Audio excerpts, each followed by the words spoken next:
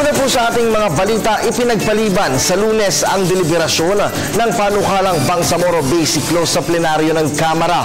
Ayon po kay House Ad Hoc Committee Chair Rufus Rodriguez, ito'y para mabigyan pa ng pagkakataon ang mga mambabatas na pag-aralan ang inaprobahang panukala ng komite. Kaugnay inaprobahan na ng dalawang komite ng Kamara ang mga probisyon sa panukalang BBL.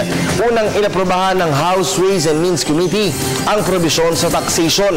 Unanimous naman ang naging botohan ng komite na pinamumunuan ni Congressman Miro Kimbo.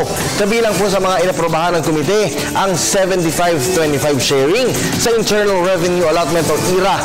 Ibig sabihin, madaragdagan ang IRA ng ARMM mula 8 hanggang 9%. Inaprobahan naman ng House Appropriations Committee ang 37 bilyong pisong pondo ng bagong autonomous region.